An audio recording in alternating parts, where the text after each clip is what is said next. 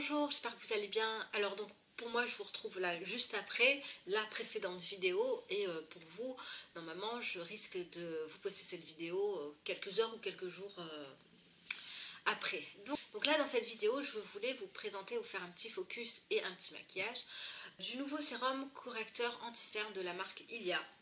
Parce que si vous l'avez vu dans mes précédentes vidéos ou sur mes posts Instagram, j'ai acheté un tout nouveau concealer et j'en suis plus que contente, j'en suis ravie. Alors j'en ai encore quelques-uns, j'ai celui de Fit Glow en ma possession, j'ai celui de Safo. J'avais utilisé également celui de Clove & Aloe, mais je n'ai jamais trouvé un concealer aussi bien. Vous allez voir, c'est un coup de cœur, je l'adore. Alors, donc, en anglais, comment il se prononce je vais le prendre, donc c'est celui-là.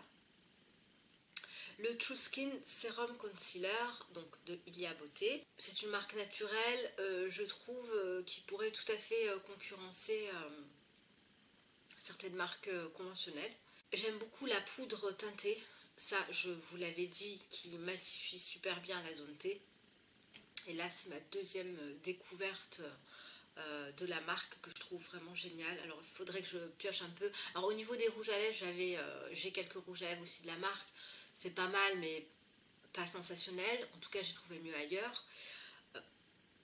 En tout cas c'est pas ce qu'ils font de mieux au niveau des rouges à lèvres dans la marque.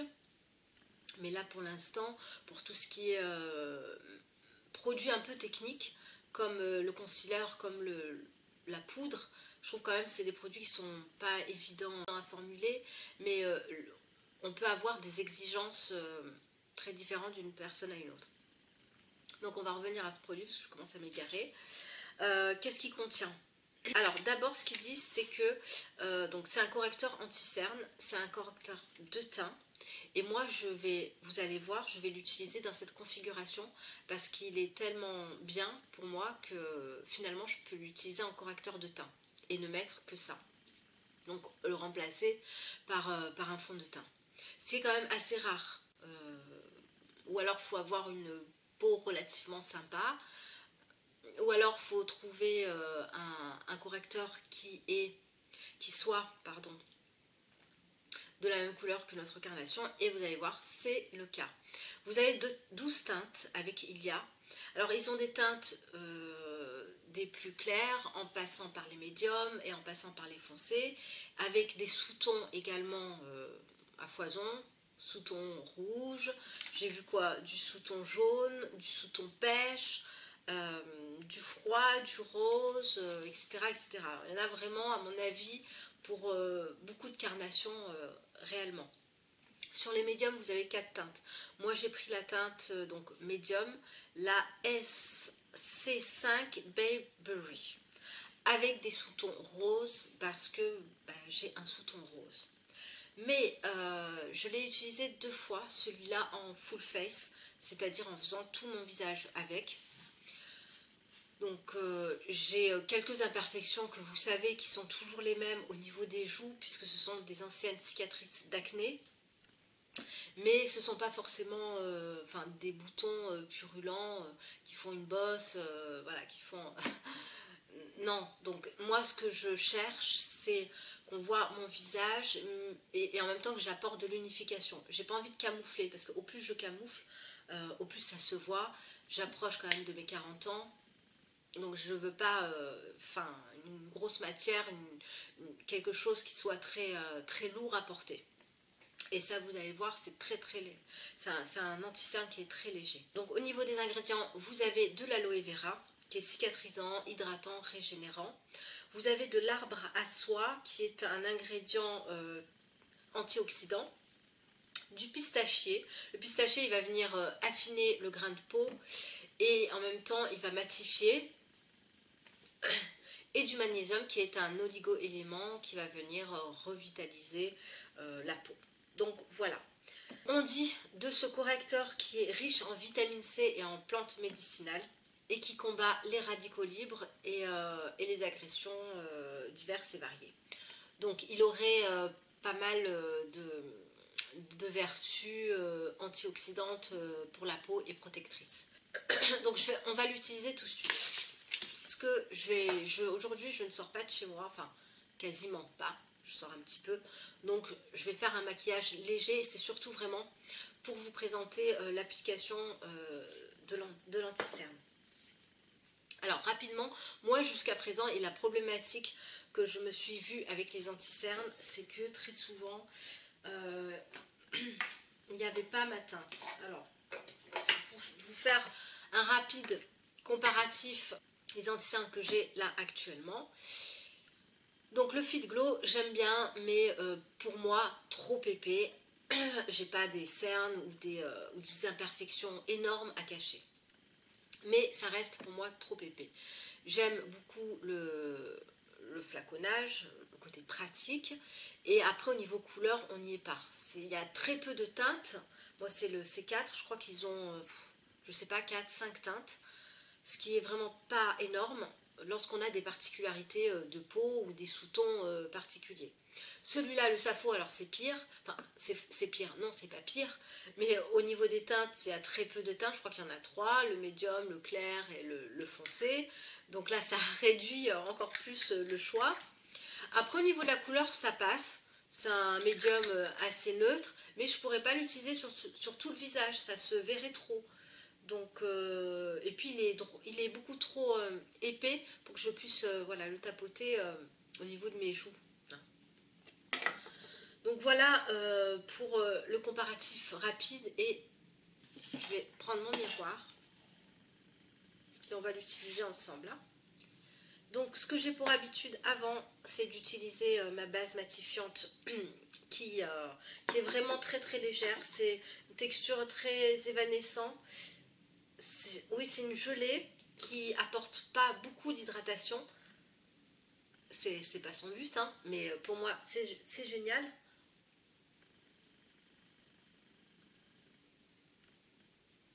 Et qui se fond bien sur la peau. Donc je mets 3 gouttes. Et je laisse ma peau un petit peu s'imprégner, boire ces éléments-là, pour faire une première application, un petit peu lisser la peau.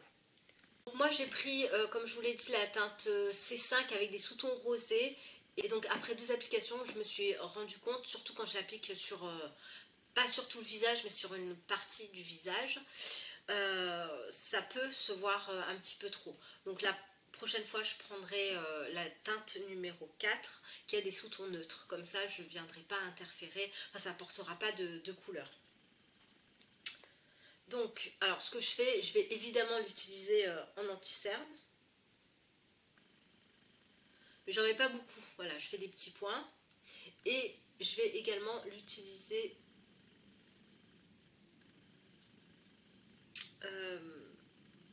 au niveau de mes joues. Et c'est tout. J'en mets pas au front parce que j'en vois pas trop la nécessité. Enfin, j'ai rien à cacher. Et le but, c'est vraiment d'unifier le visage. C'est pas un fond de teint. Donc, il faut faire attention. J'utilise ce pinceau à fond de teint de la marque Real Techniques, le Expert Face Brush. Et alors, je viens tapoter la matière.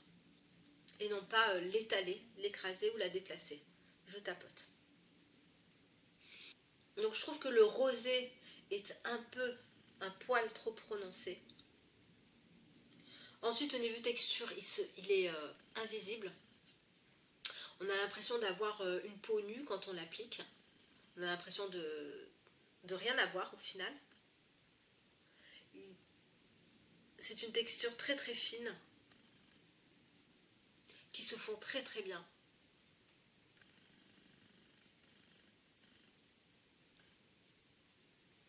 Et c'est assez rare que je puisse faire mon teint complet uniquement avec un anti-cerne.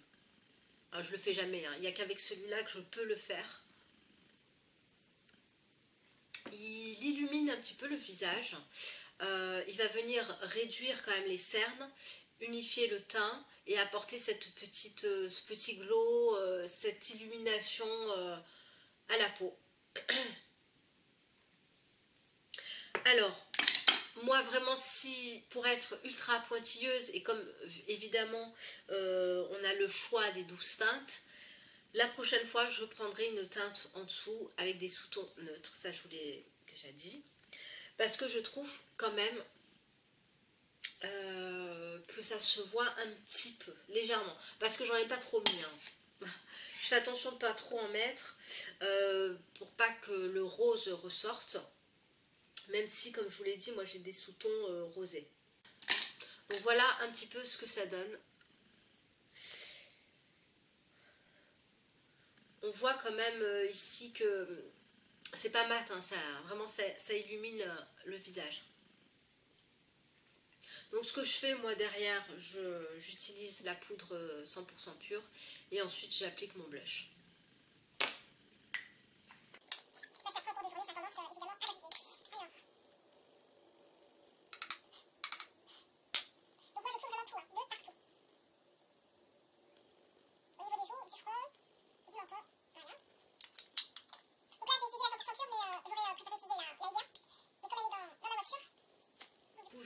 J'utilise celle-ci.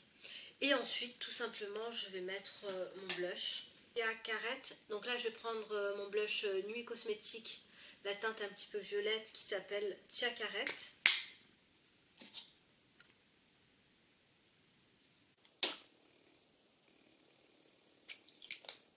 Ça accroche un petit peu, hein, c'est normal.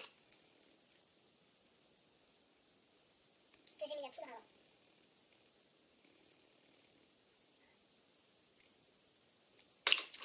Un petit coup de mascara Ilia qui est mon préféré, évidemment, que je ne vous présente plus. Et donc je vais mettre de la marque Kosas, le Royal, sur les lèvres.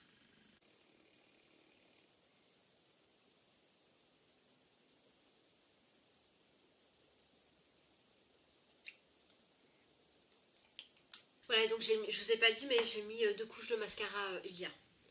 Et le Royal de Kosas. Voilà. Donc ce sera tout pour la vidéo. C'était voilà, vraiment pour vous faire un retour un petit peu plus précis de ce fameux concealer que finalement j'aime beaucoup. C'est finalement, et vous l'aurez compris, mon préféré. Donc là, on est vraiment sur les premières utilisations à voir sur le long terme. Mais si vous avez finalement comme moi très peu de cernes à cacher et peu d'imperfections, finalement vous pouvez tout à fait l'utiliser sur l'entièreté du visage. Et moi je trouve que c'est quand même assez sympa quand on est pressé ou en substitution de son fond de teint classique. Voilà, donc n'hésitez pas à échanger avec moi, à vous abonner à ma chaîne si ça vous a plu, à mettre un pouce en haut, comme on dit. Et puis bah, je vous embrasse, je vous dis à très bientôt. Bonjour à tous, j'espère que vous allez bien. Alors, pour